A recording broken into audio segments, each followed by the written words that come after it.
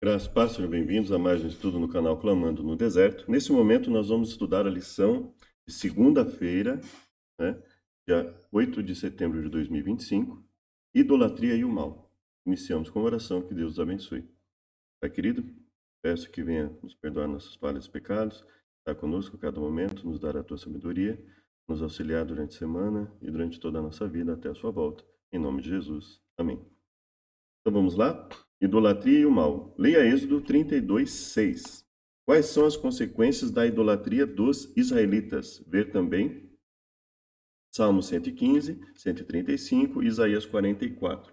Então, Êxodo 32:6, nós vamos ler o comentário da lição, depois nós vamos parar as passagens. O bezerro de ouro se assemelhava ao deus touro egípcio, chamado Apis, ou a deusa vaca, Hathor, ou Hathor, né? Hathor, provavelmente pelo acento, né? Por não ter acento. Essa foi uma transgressão flagrante do primeiro e do segundo mandamentos. Tal violação não poderia ficar impune, pois rompia abertamente o relacionamento dos israelitas com o Senhor vivo.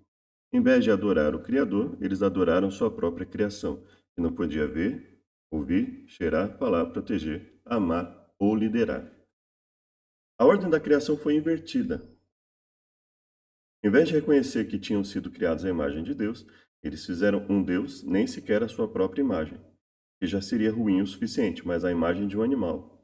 Era esse o Deus a quem desejavam servir? Com isso, eles pecaram gravemente contra o Senhor, conforme Isaías 31 e 42.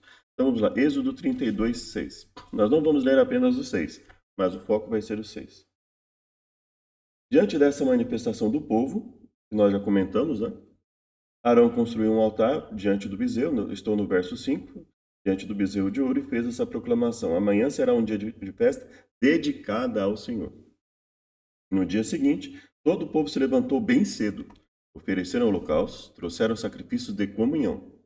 Todas as pessoas assentaram-se para comer e beber, e mais tarde levantaram-se para se divertir. Então, eles misturaram apostasia a um ajuntamento que seria um ajuntamento solene, né? Então Yahvé avisou Moisés: vai e desce depressa, porque o teu povo que ajudaste a subir da terra do Egito perverteu-se. Então isso nos ajuda a ter a noção do que ocorreu, né? Então nós vamos lá para o Salmo 115.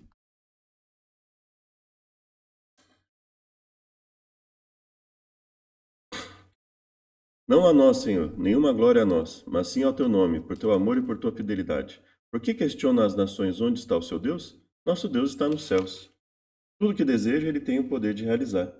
Os ídolos deles são prata e ouro, obras de mãos humanas. Têm boca, mas não são capazes de falar. Olhos, mas não podem ver. Têm ouvidos, mas não conseguem ouvir. Nariz, mas não possuem olfato. Suas mãos não apalpam, seus pés não caminham, som nenhum emite sua garganta. Sejam como eles quem os fabrica, e todos que neles depositam confiança. Confia no Senhor Israel, ele é seu auxílio e seu escudo. Então, o que acontece aqui, né? E nos outros nós vamos ter o mesmo padrão, né? No Salmo 135, por exemplo, nós vamos ler aqui: Aleluia, louvai o nome do Eterno, louvai os servos do Senhor, que permaneceis na casa do Senhor, nos átrios da casa de nosso Deus. Aleluia, o Senhor é bom. Cantai louvores ao seu nome, que é amável. Aí o verso 15 a 18 vai falar: os ídolos pagãos são prata e ouro, obra de mãos humanas. E ele vai falar o mesmo padrão: boca, mas não falam, olhos, mas não veem, ouvidos, mas não podem ouvir, nem mesmo qualquer alento de vida há em seus corpos. Torne-se, portanto, como eles, aqueles que os fazem e todos que neles confiam. Casa de Israel, bendizei ao Senhor. Casa de Arão, bendizei ao Senhor. E ele vai falar: casa de Levi, bendizei ao Senhor. E ele vai seguir esse padrão, né? Vós que temeis ao Senhor, todos que temem ao Senhor, bendizei ao Senhor. Desde Sião, bendito seja o Senhor que habita em Jerusalém. Aleluia.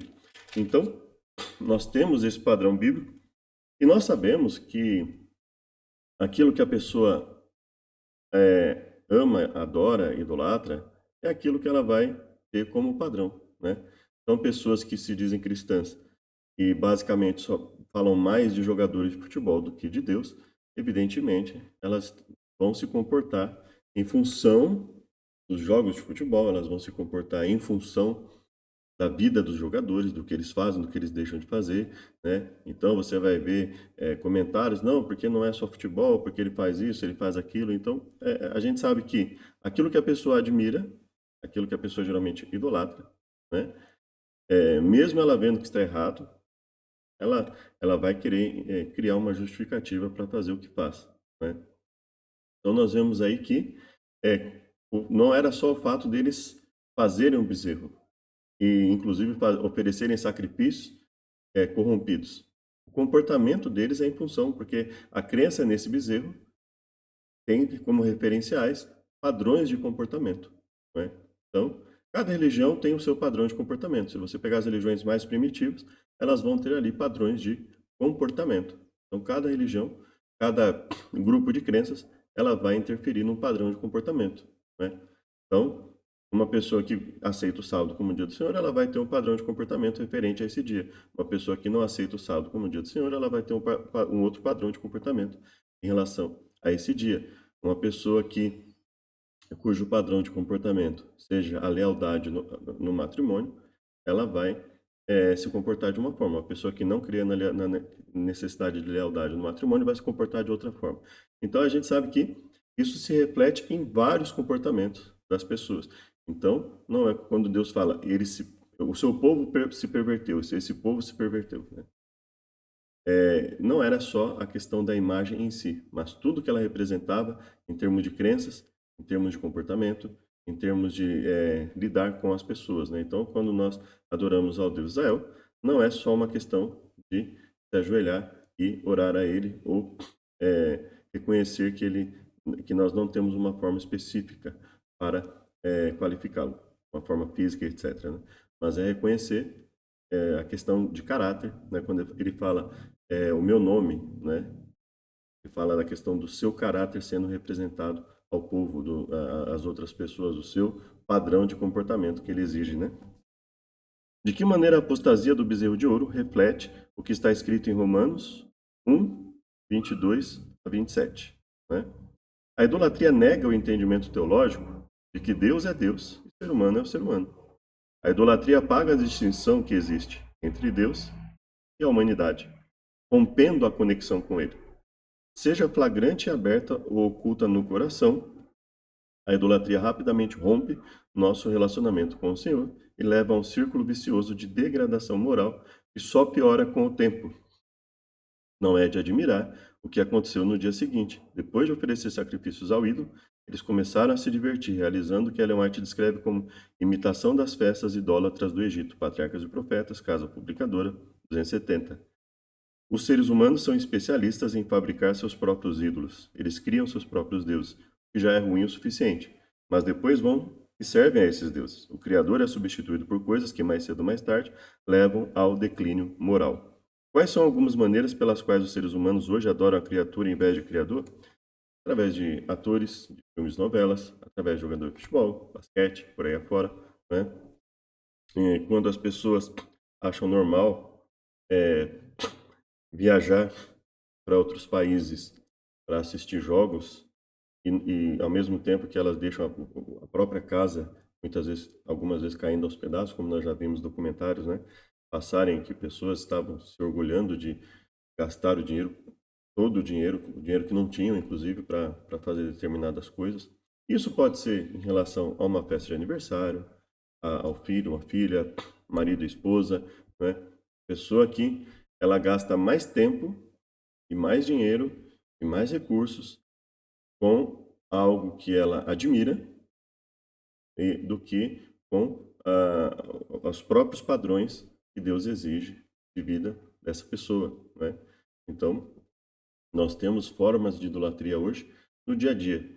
O entretenimento basicamente se tornou um ídolo das pessoas, né? Um outro ídolo de algumas pessoas é o cientificismo, a aparência científica, né? Então, os novos deuses, o novo cânon, a nova lista sagrada de livros, por exemplo, se tornou a academia, os artigos chamados científicos, em que, basicamente, quando a gente às vezes vai conversar com as pessoas, elas elas nem se importam em conversar a respeito da argumentação do artigo. Elas simplesmente falam, não, isso aqui foi aceito por determinado, pela Nature, pela Science, Então, não tem o que discutir, né? Então, se tornaram os novos ídolos, né? Do mundo hoje, né? Então, eles falam que não tem, eles falam que adorar algo é, é prejudicial, mas basicamente, quando eles tiram Deus da equação, eles preenchem esse vácuo consigo mesmos, né? Então, não existe esse Deus que vocês estão falando. Nós somos os deuses, né? É basicamente como se eles estivessem dizendo isso, né?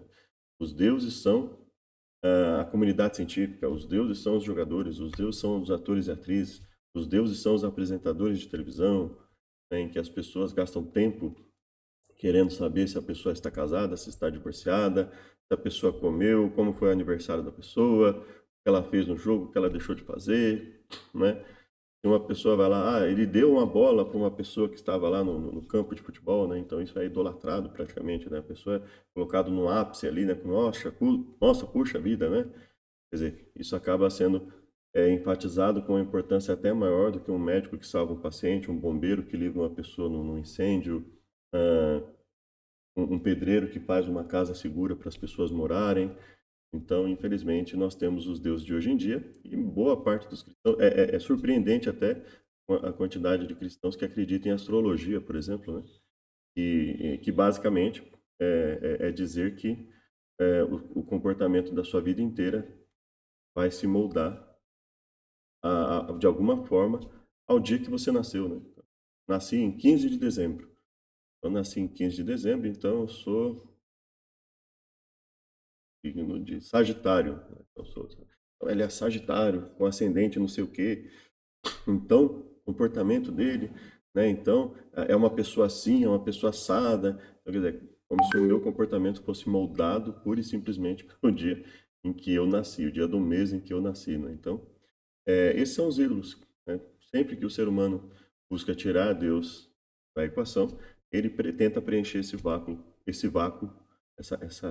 vazio com algum outro Deus, com algum outro tipo de Deus, seja no entretenimento, seja na, na, na aparência científica, seja eh, em qualquer outra coisa que ele consiga, né, admirar e elogiar, né, pessoas que, não sei se é verdade, mas eu fiquei sabendo de caso de uma pessoa que colocou uma fralda para poder ficar na fila para conseguir um ingresso para assistir um show, né? Então são coisas assim que a gente olha, fica admirado, né? Quando as pessoas realmente admiram algo que elas estão dispostas a fazer por esse algo, por esse alguém, né? E por isso que Deus fala, olha, vocês têm que me amar acima de todas as outras coisas, porque se vocês amarem qualquer outra coisa de forma igual ou maior que a minha, vocês vão se deturpar, porque aquilo vai causar o problema moral, né? Então, por isso que o texto é importante nós termos essa noção. Finalizando, então, com Romanos 1, 12 a 27, né?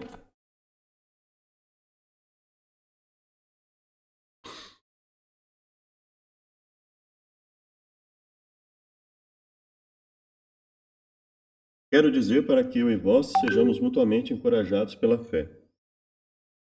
22 a 27, perdão. Vou começar do 18, tá? Portanto, a ira de Deus é revelada dos céus contra toda a impiedade e injustiça dos homens que suprimem a verdade pela injustiça. Então, veja, ele está falando, olha, a impiedade. Ele está falando sobre atos e pensamentos ruins. Pois o que de Deus se pode conhecer é evidente entre eles, porque o próprio Deus lhe manifestou. Então, falando, não é por falta de acesso ao que é correto que eles são assim. Pois desde a criação do mundo os atributos invisíveis de Deus, seu eterno poder e sua natureza divina têm sido observados claramente, podendo ser compreendidos por intermédio de tudo que foi criado, de maneira que tais pessoas são indesculpáveis.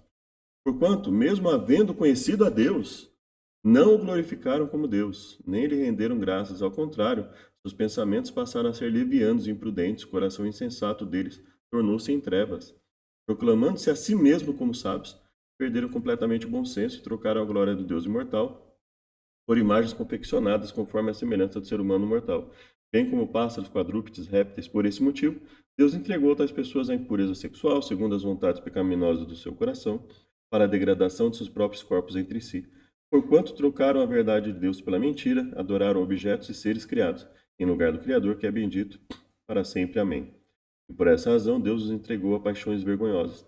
Até suas mulheres trocaram suas relações sexuais naturais por outras, contrárias à natureza. De igual modo, os homens também abandonaram as relações sexuais naturais com suas mulheres e se inflamaram de desejo sensual uns pelos outros.